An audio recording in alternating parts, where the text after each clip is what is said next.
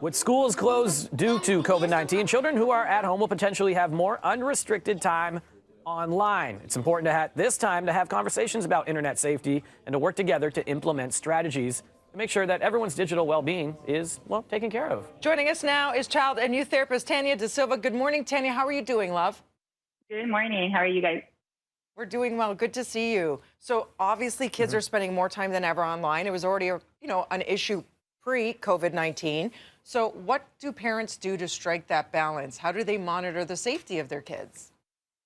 Well, it's completely changed because we've been talking about tech for so long where we've had these restrictions and now they've completely changed because we need tech for school to stay in touch, with friends, with family. So something that we've been doing with parents is asking them to really sit and have those conversations with their kids around what technology looks like today. So if they're using it for school, they're using it to stay in touch with their therapist, with their tutors, with their friends. Now that's the way that we need to stay in touch or the way we need to be productive. So what are those rules going to look like? Yeah, it's a great point because we do need this now at this time more than ever. And I've got my niece who's in BC and we're on house party together and I'm like, I don't know if I like this. So what should parents be aware of with their kids and digital kind of platforms? So a conversation we've been having a lot is just being aware of how much we're sharing, because the problem now is that it's the only way that we can stay in touch. So kids are sharing a lot more photos, they're sharing a lot more personal information because it's the only way that they're able to communicate with their friends. So going back and revisiting, your online footprint.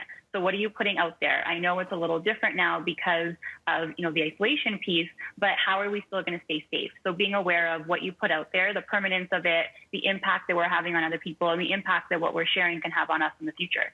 So what sorts of things do you mean? Because I do notice people are sharing more and more about their homes, inside, outside, and there could be markers. Yeah. Is it that sort of things in terms of, we're sharing a lot because everyone feels like everyone's stuck in their homes, but maybe you're releasing more information than you should be.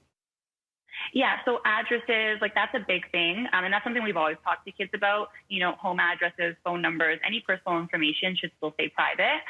But what we're seeing a lot more of is even personal photos or just personal thoughts, things that, if it is shared, they might feel embarrassed about or, they might not want everybody to see. So those are the conversations we're having a little bit more of, especially with anxieties and worries. And even for our teens, their relationships now are all digital.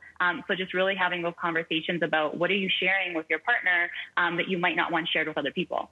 That's great advice there. And, a lot of people get information from stuff online, whether it's a Facebook friend or something on Twitter or whatever social media kind of thing that they get it from. Adults could use this help as well. But how do you speak to kids about making sure that what they're reading might not always be 100% true?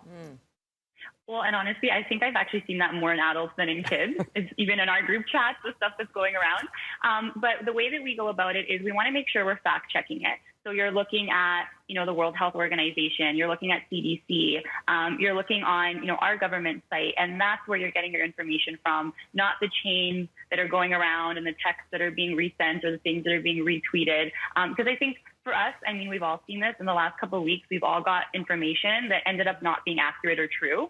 So even using that as, we got this and it made us feel really anxious, but it didn't actually happen. So let's make sure we're looking at credible sources. Okay. Also, if something is posted that maybe they don't feel too good about, or if they're worried about something they saw or heard, you say encourage that dialogue. There'll be no punishment. Just keep it real and honest if something feels off.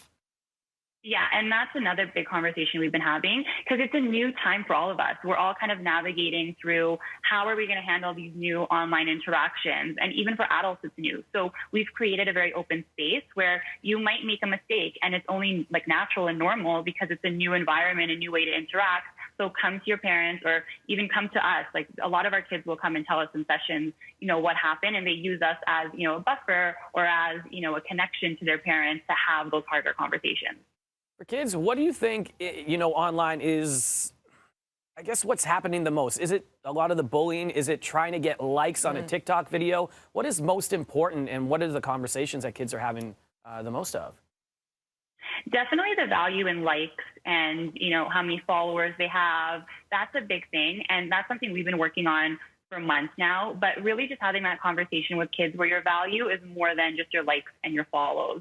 And it's interesting because for us, we used to always have this conversation about online connection isn't as important as offline connection. But now with us only having online connection, we've had to kind of tweak a lot of the conversations that we've been having. So even with how much time they're spending online, I find now we've adjusted their schedules to you're online for school, for therapy, for tutoring.